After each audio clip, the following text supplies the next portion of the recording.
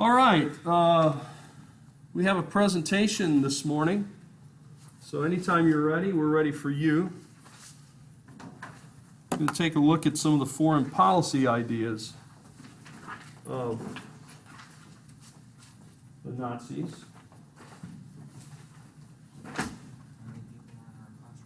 Well, I'll pass them out for you. I'll pass them out. You just come on up and you can get started, and I'll be passing them out.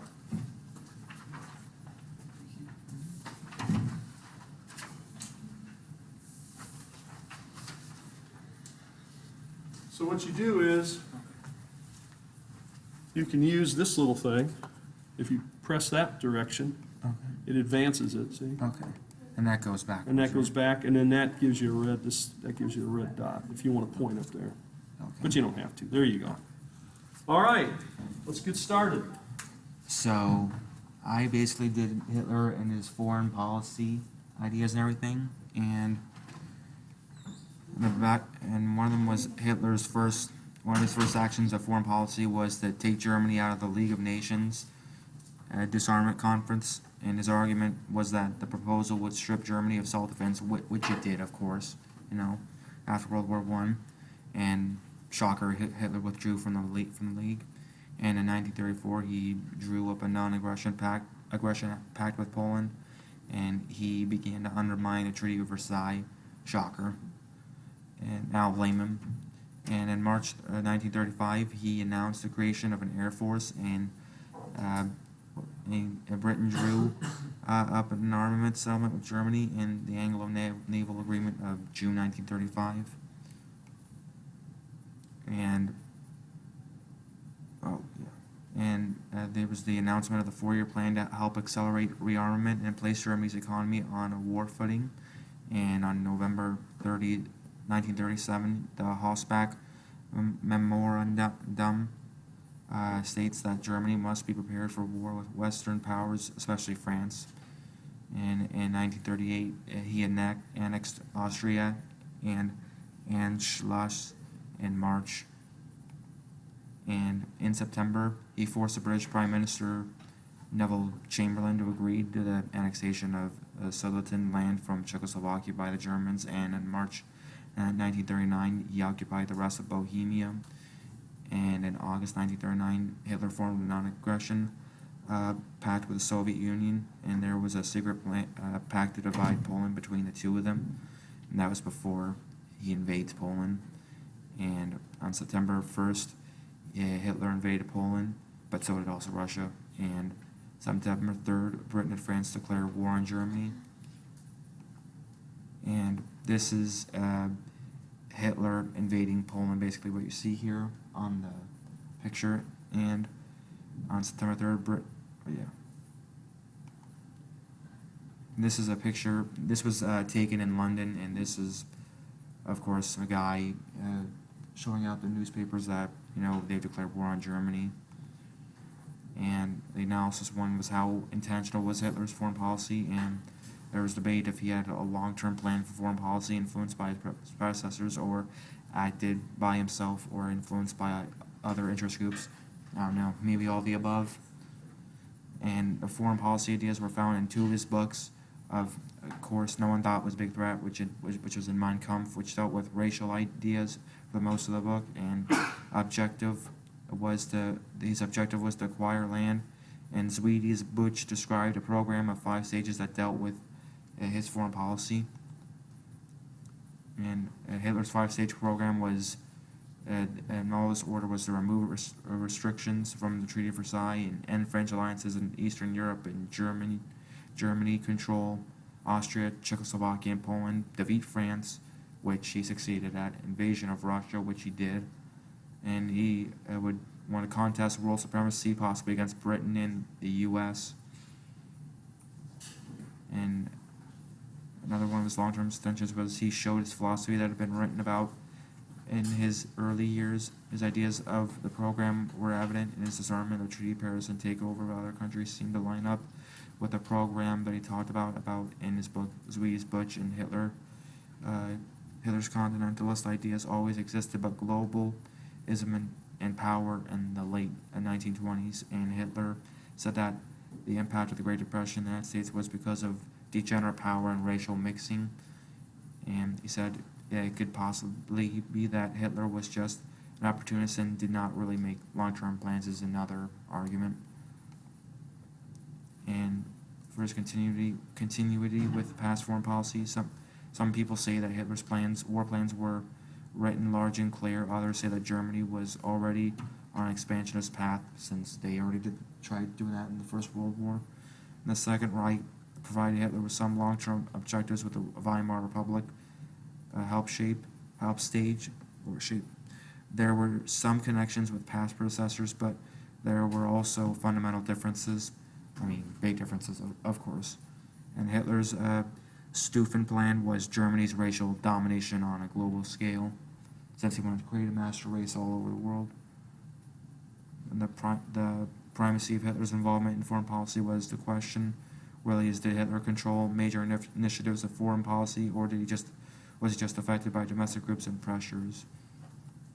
And he was a key influence in his approach to Poland and Russia, and he also made France a natural enemy. And Hitler would not be considered a weak dictator because of his foreign policy actions. Look, he nearly conquered the world. And he was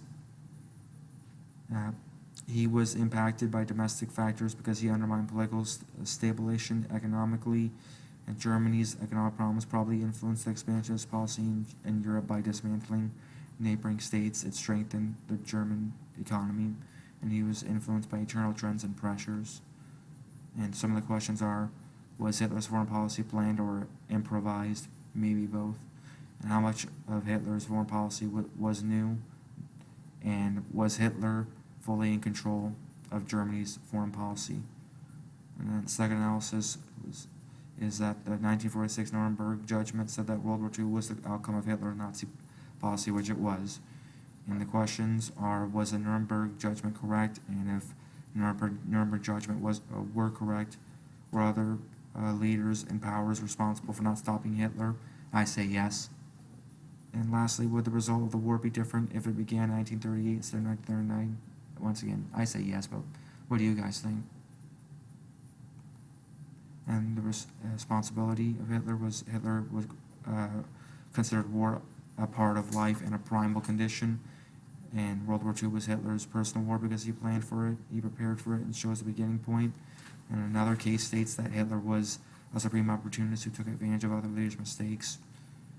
And other countries and powers failed to stop Hitler and Germany's advances. And Britain and France didn't act quickly enough to stop Hitler before they were forced to declare war on Germany.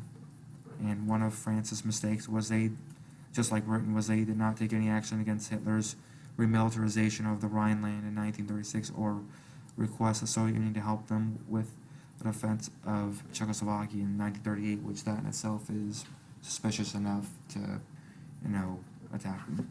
The United States and the Soviet Union also contributed to a favorable environment for Hitler, and because the United States was preoccupied with the Great Depression, and Soviet Union leaders, Stalin was an opportunist just like Hitler, basically.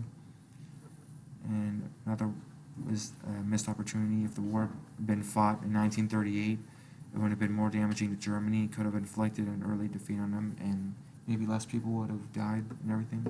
And in 1938, Czechoslovakia, if they hadn't surrendered it, if Neville Chamberlain hadn't surrendered it, it would have been more defensible. They would have been able to fight back against Germany. And it was the uncertainty of the other powers that allowed Hitler to move forward with his plans. And there's a strong argument that a war in 1938 definitely favored Germany and Hitler as opposed to an earlier war in 1938. And another question was, how does the meaning of responsibility for the outbreak of war differ when applied to Germany on the one hand and to Britain and France on the other? And is there any longer a case for seeing Hitler as a supreme opportunist rather than a fundamental ideologue? And the sources from the aims of Hitler's foreign policy was source 1.1, which extracts from Mein Kampf, which says Germany needs to expand national territory, and from source 1.2 was extracts from Hitler's Zweitbutch, France will be an adversary. From the Hausback, the aim of German policy was to make, secure, and preserve racial community and to enlarge it. And source 1.4 extracts from reported conversation between Hitler and Lord Halifax on November 19th, 1937. Hitler wanted to shape the relations between the peoples and free forces, and Hitler considered free forces to rule higher reason. And and the historians on the outbreak of war was source 2.1, which extracts from H. Trevor Roper, was Hitler's War Aims, an article published. And Hitler's reasons for war were different from the men in 1933. And there are 4 documents by Hitler that discusses his agenda and opinions that they all talk about, and absolute consistency in philosophy and purpose. It depicts his vulgarity and cruelty of his mind that people did not want to acknowledge, which they should have been aware of back then. And source 2.2, which is discuss the origins of the Second World War, that was that Hitler was a creation of German history in the acts of measurable evil, and the destruction of German democracy in concentration camps, and the extermination of thousands. And another source was from Hitler in the coming war, and Taylor claims that Hitler did not plan for war to break out in 1938, which I think is ridiculous, and that he had no real plan, which is ludicrous. And Hitler succeeded basically because he knew how to take advantage of opportunities. That's why he's called an opportunist. And the last thing is was source 2.4, which extract from Hitler's war and the origins of the Second World War in Europe, which explains that Germany's strive for expansion existed well before 1914, and it continued to 1940, and Germany's opponents missed opportunities to fight earlier against Germany. So that's all I have to say. All right. Thank you.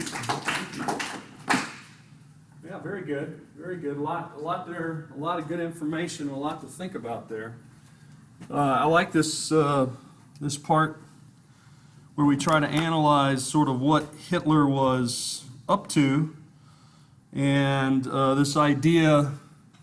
I think I agree with you. This idea Hitler had no plans for war doesn't really make any sense to me in 1939. Opportunist? Sure.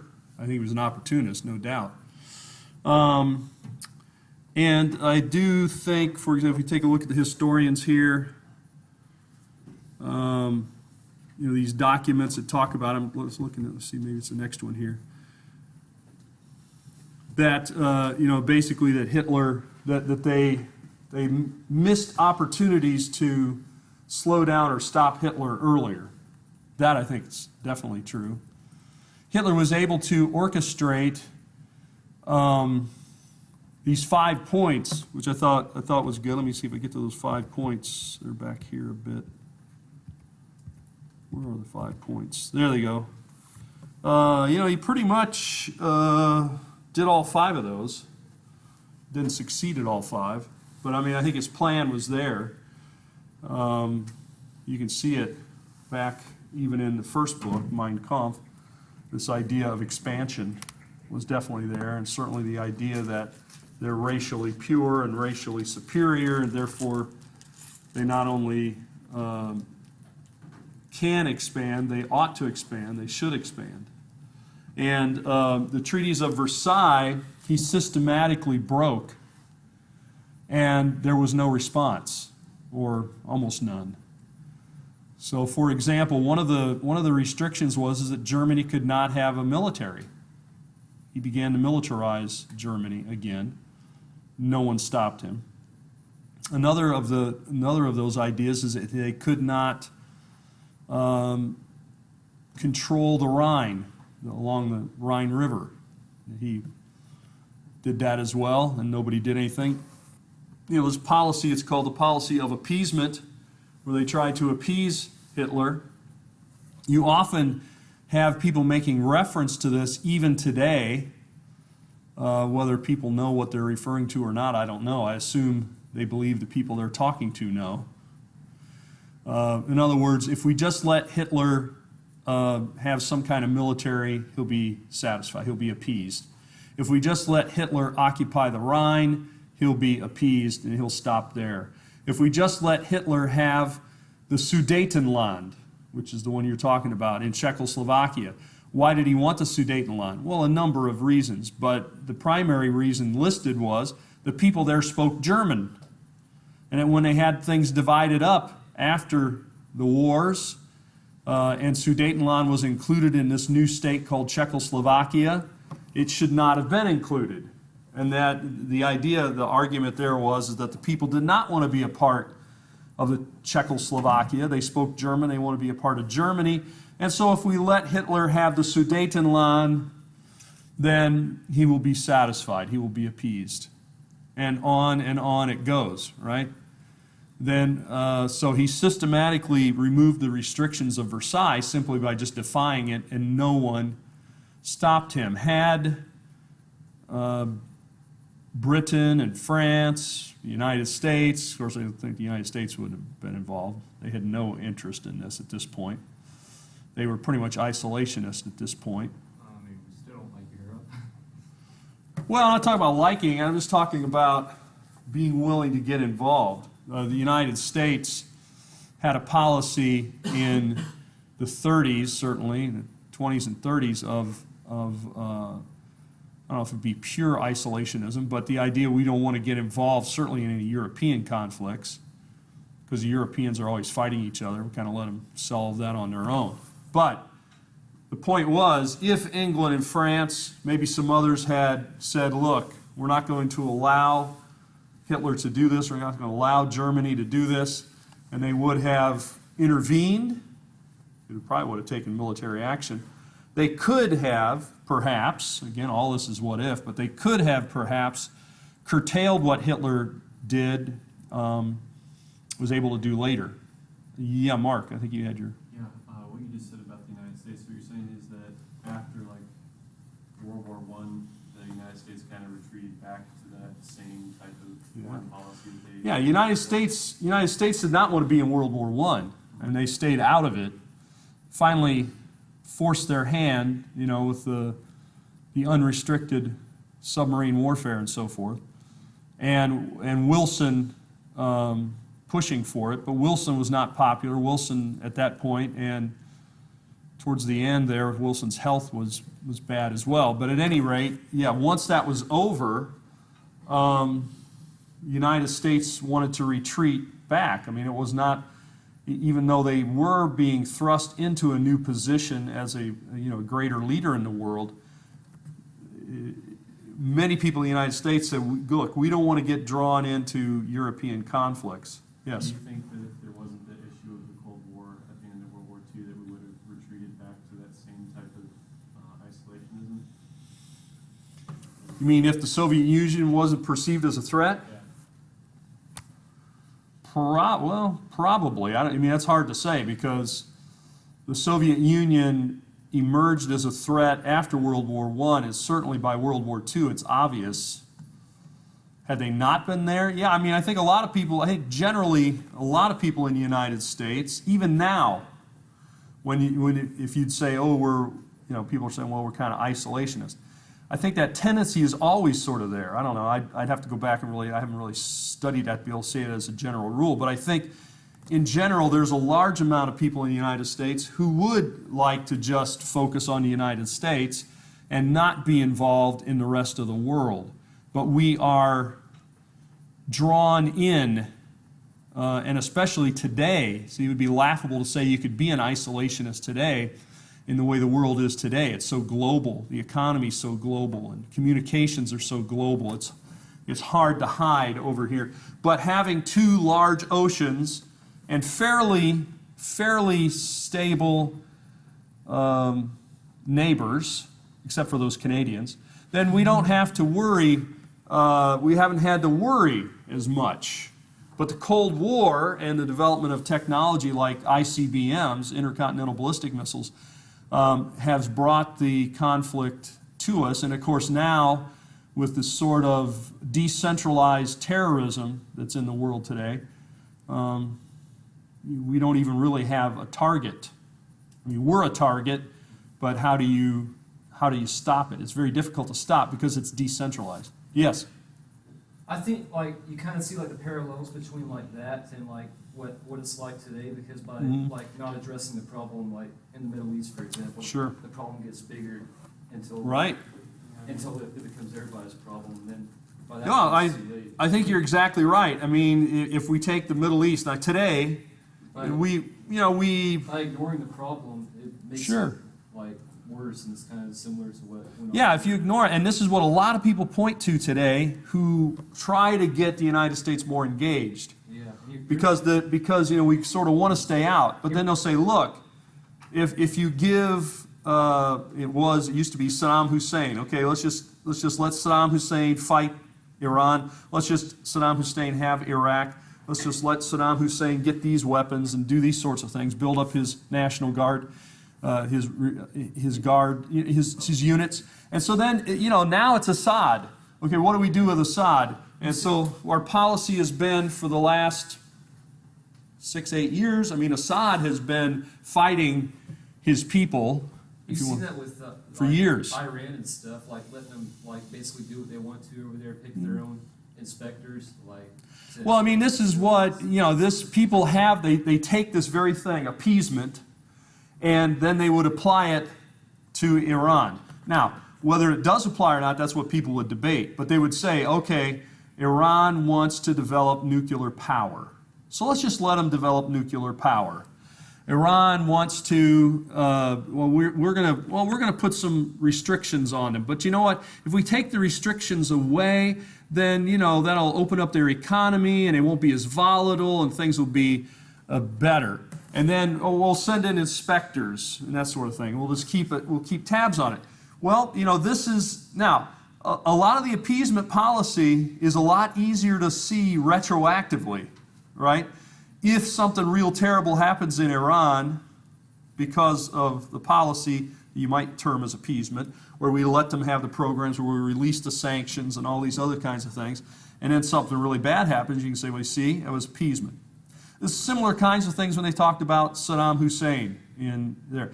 Now in Syria, this most recent events in Syria, we have the using of gas. Now, some are trying to say, well, he didn't release it himself. It was stored there, and somehow a bombing thing. And then other people say, definitely not. The impact, everything, is there. Well, the bottom line is, whatever happened there is that we know he's had these kinds of agents in the past. We know that there was a brokered thing where he was going to get rid of all of the nerve gas and other, agents, and supposedly they were all gone. And the United States said that he had crossed a red line. Okay? And it was unacceptable, and we were going to do something about it. And then we didn't do anything about it. So, well, yeah, we sent missiles, but, the question is, the problem is, here's the problem. If you take out Assad, okay, or if we help those who want to take out Assad, who's going to replace Assad? Well, it seems to me the most powerful replacement, possible replacement, most likely, unless we have massive intervention, is going to be the very people that were, ISIL, ISIS, whatever you want to call them. Those forces appear to be the strongest right now, and if he is toppled, then they're the ones, and nobody has the will to do it. Why didn't somebody stop Hitler? Why didn't they say, okay, you broke the Treaty of Versailles, and we're going to come in here, we're going to shut you down? What would they have to do? They'd have to move troops in. The British, the French, would have to come in and reoccupy the Rhine. They have to come in and shut down the expansion of the military and potentially start a war. Fighting. Germany would have been obliterated though, because they were just beginning to build up their military. Well, So I think it would have been much easier at that point. Yes. I think it really is scary similarities. It's Today, because like Neville very similar. Chamberlain really believed that Hitler would not stop expansion Iraq. And just a couple years ago, Obama straight up said Assad has no more chemical weapons. Yeah, I mean there are similarity, and this is why, for example, no matter if we're talking about the Middle East or somewhere else, when you're talking about appeasement, when people use that term, it always is hearkening back to Hitler, hearkening back to Chamberlain. There's a famous newsreel clip that's often shown of Neville Chamberlain after he's met with Hitler, and he flies back into London, and he gets off the plane. There's a big news conference. He's smiling. He's happy. He says, look, we have achieved peace in our age because of this, agreement we have, and because, Hitler has signed it, and we've signed it, and everything's going to be fine. Don't worry. Because Hitler was reading them. He was pushing them. He wanted to see how far he could go. And the answer was he could go pretty far, right? He could defy the restrictions of Versailles. He could also begin to occupy Eastern Europe. He did with Sudetenland, and then Czechoslovakia and Austria. Remember, he took over Austria as well. They didn't do anything about it. They said, that's the Anschluss you were talking about. Basically said, well, those are German-speaking people, so, the German-speaking people, and Hitler is from Austria. It's really all the same, isn't it? Austria and Germany. The Sudetenland, they speak German. So it's just the German-speaking people want to have a German country. Can't we understand that? It's sort of nationalism and so forth. Okay, that will appease him. Now, we can try to relate this to today, and I think we can relate it to today. We don't have time to go into all those ramifications. Certainly the Middle East is one. Case in point would be Syria. Syria is a mess. Everyone can agree on that, I think. Assad is a very, very bad man. Everybody can agree on that point. But then how do you help the situation? How do you solve the situation? And I think right now the United States does not have the will, nor the Soviets, nor anyone else, have the will to go in and do what it would probably take. And then the question is, you would have to stick with it. You would have to stick with it. For example, we moved into Iraq, right? We toppled Saddam Hussein, who was a very, very bad man, who had chemical weapons, who had other things as well, and he had used them against his people. Well documented. But even once you topple him, then what you're going to have to do is have a long-term commitment to see if you want a democracy there in a country so diverse as Iraq, you're going to stay there a long time. And we pulled out very quickly, and it got even worse in many ways. And that is what's led to the problems in Syria. Not all the problems, but I mean, they want to move out of Iraq right into Syria, bringing the same guys in.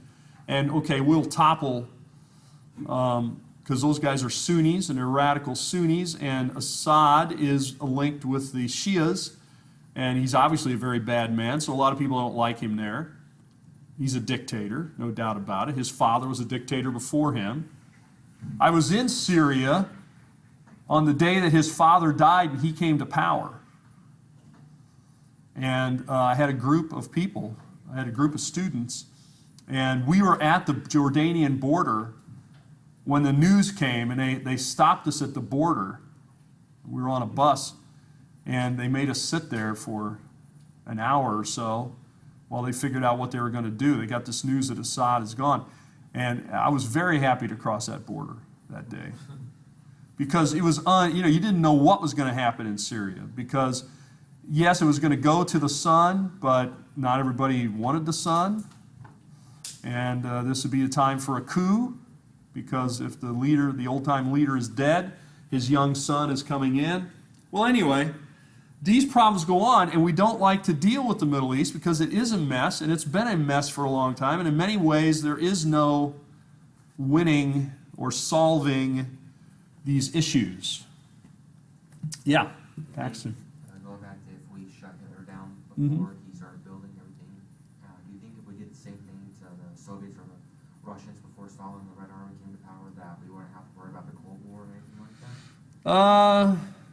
It's possible. You know, we did try, and I don't know how concertedly. I mean, we helped those who were fighting against the communists, not Stalin, but we helped those who were fighting against the communists in the Soviet Union, and we did send some ground troops in. I don't think it was a wholehearted effort, but certainly, yes, had we been able to succeed there, that would have changed the whole play thing. And then at the end of, well, what was coming towards the end of the conflict in Europe in World War II, there were more than one general, like Patton and others, who wanted to go in and invade or push, the way they were saying, not invade, they wanted to push the Russians back into Russia, push them out of Germany, push them out of Eastern Europe, because, you know, we don't need them now to defeat the Germans, and they were certainly opposed to slowing down and letting the Russians get into Berlin and even get into Germany, because they had to move all the way through Eastern Europe.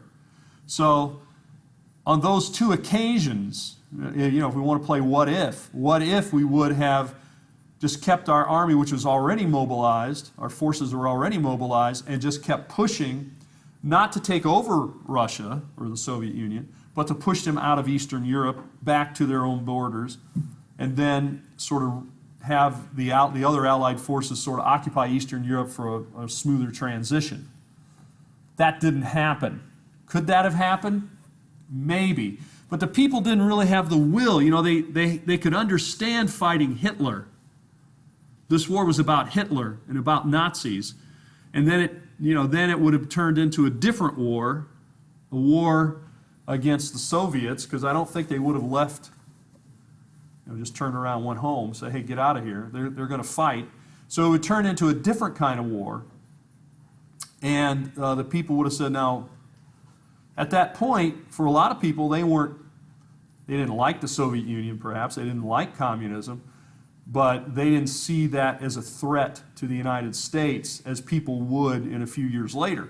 So, yes, I guess my answer, I said all that to say yes. If we would have taken some actions and if they would have been successful, then I think, yes, things would have been different.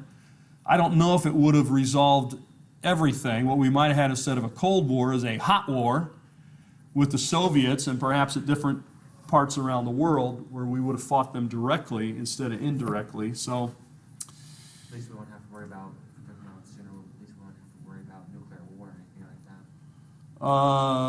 Or if we bomb their nuclear sites. Yeah, I mean, you know, I don't know how, really, to be quite honest, part of the reason why the Soviets advanced so quickly into the nuclear age were scientists in the United States who gave them information, because they felt that would make the world safer. If the United States only had nuclear weapons, they felt that would not be safe. So they wanted to give the Soviets nuclear weapons to be a counterbalance to the United States, and they figured as kind of standoff, then nobody would use it. Which I guess nobody has used it, but I don't know if it's made the world a safer place overall.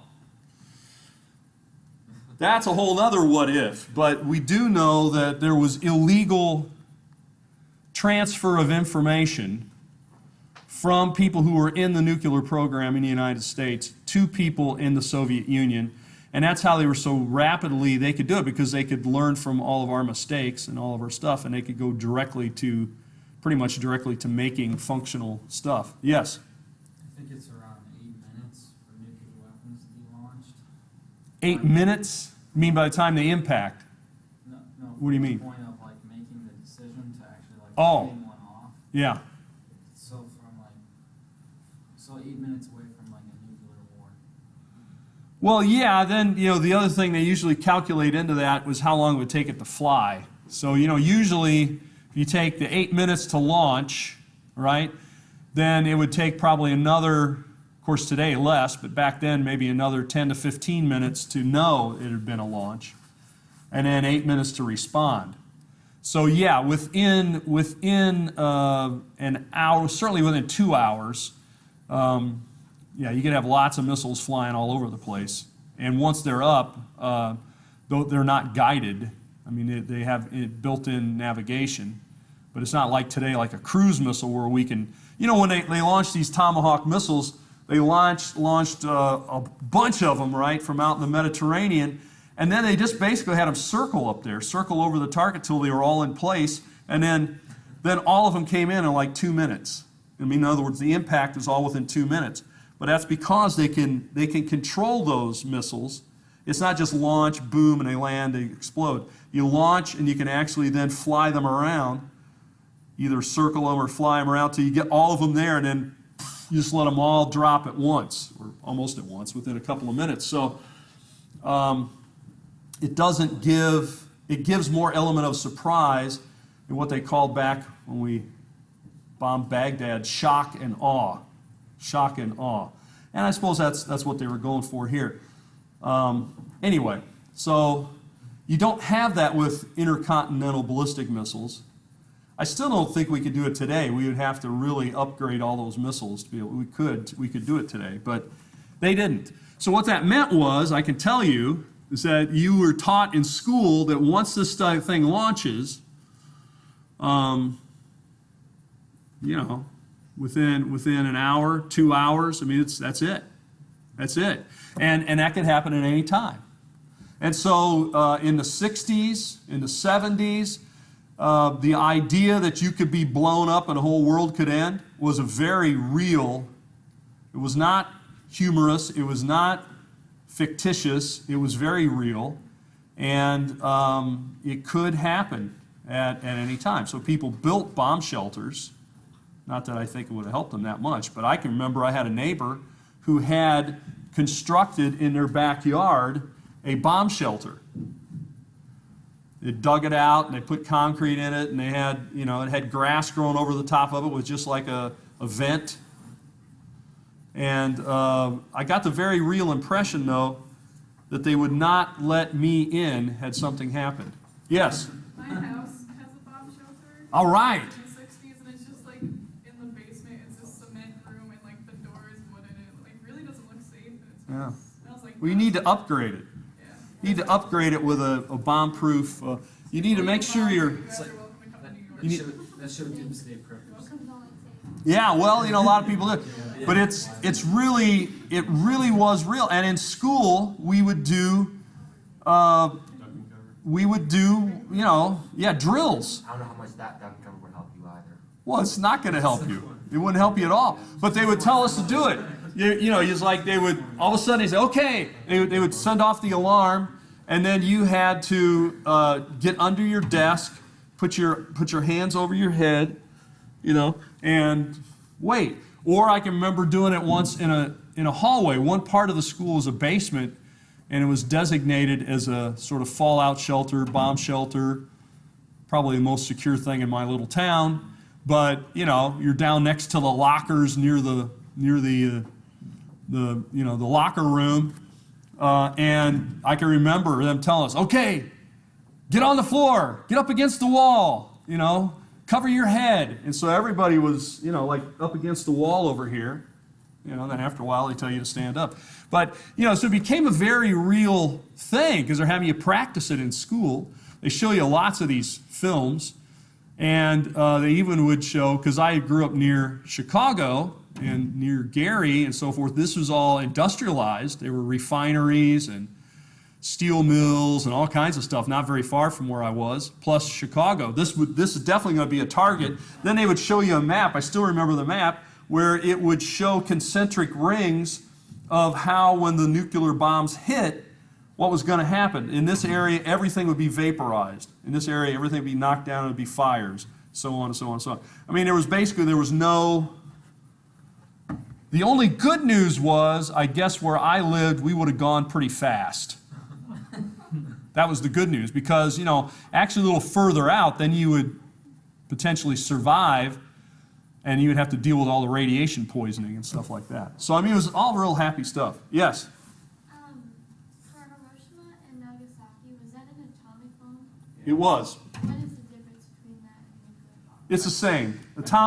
Atomic bomb, well, nuclear bomb can be a lot, you have the bomb where you have a fusion, and you have the bomb where you have fission. And so that's a fusion bomb. That's the earliest one. So the real difference is, both are using nuclear energy, but it's the intensity of it and what it's made out of and the actual process of it. So those are very small. By today's standards, what hit Nagasaki, we could now launch something much bigger off a cruise missile, like what we just sent, 59 of them. Yeah, honestly. We could cause that kind of thing very simply today. I Yeah. was just gonna say, the biggest thing they did was they added hydrogen to the bombs, and that made the blast radius just like increase Yeah. massively. Well, the uranium for nuclear bombs of the atomic bombs, when you get to fission, this is when you're dividing hydrogen into its components like on the sun. So it magnifies the intensity of the blast, but it's a very different process. So atomic bomb usually is talking about uranium bombs. The fission bombs, are hydrogen, but overall we call it nuclear. I think nuclear is a more encompassing term. Yes? I was gonna say, nowadays though, a couple of Navy destroyers can absolutely level Hiroshima, Nagasaki, and Tokyo and Kyoto, a whole bunch of other Japanese cities from several miles off to the coast with the same effect, really. With just one bomb. Not with one bomb, obviously, but a bunch of missiles. Yeah, the capacity today, those by today's standards are Outdated. very small, really. Even though the impact was amazingly terrible, we have bombs that are 100 times, 1,000 times more powerful today than those. And we got a lot of them. We got a lot of them. And we have not only, we have all the intercontinental ballistic missiles, but those aren't used as much now. They probably would be used if we needed, but basically what's used now, they're used in a more tactical way, say with submarines or with aircraft carriers, things like that, or not aircraft, destroyers. We can fire off these things. We have nuclear weapons on submarines where we can fire it from underwater. Don't even have to surface. You fire it, goes up, flies over, and hits its target. And so we have those submarines all around the world. So do the Soviets, or the Russians, sorry. And but I think what's probably the scariest thing is I'm not as, obviously I've grown up with that kind of fear. But what I find far more scary today would be the prospects of how diffused nuclear weapons are. Pakistan has them. India has them. Israel won't admit it, but they have them. Iran is developing them. North Korea is developing them. And the number of people who have them is growing. And also the delivery technology is so much better today, or efficient. So that, and then just the prospects of terrorists getting a hold of some of this material, even if it's not bomb quality, and just getting radioactive materials, putting them into a conventional bomb like they already do, and just taking it in a backpack and put it in like Times Square and make a dirty bomb. Yeah, go ahead. So you said we have the technology to know if it's coming our way, so we can. Sure. Is that from SDI? Part of it is that was part of the rationale behind SDI, and actually what we use today is we have a missile defense shield. Israel uses one, which is based on that idea, and of course I think they're still working on it, but it's the idea of trying to blow up the incoming weapon before it gets activated and before it lands. And so being able to detect it was before SDI. We used a different NORAD, different satellite detection, and today that's much better. So we would know about it. Whether we could neutralize it, that's another question. There are systems out there where we try, and with some success, not 100% success, that we can hit this stuff. And what SDI was, which Reagan wanted to bring in, Strategic Defense Initiative, is he actually wanted to launch things like satellites, but that they would actually have lasers and things on it so that they could actually shoot it when it comes up out of the atmosphere we'd be able to detect it and blow the stuff up outside the atmosphere. That technology they began to work on, but then when the Cold War ended, we do have some elements that we use today, but it's never been fully developed. The idea here is to be able to neutralize the effectiveness of intercontinental ballistic missiles. But part of the problem is if you got something coming from a submarine or a ship, they don't go up that high. See, they never get up there. So that's why they've put in these ground-based systems where they try to target the incoming missile. When I was in Israel a couple summers ago, we were walking around for a tour of the site, and there was a large explosion, and that's exactly what it was. Someone from, I think maybe from Syria, from the Golan Heights, had launched a missile, and the Iron Dome, as they call it in Israel, which the United States has pretty much funded, they shot off another missile, and they blew the thing up in the air, up above us. So it was, This anyway. is very comforting for the summer. Yeah, nothing to worry about. Okay, well, we better end there on that happy note. We always end on happy note.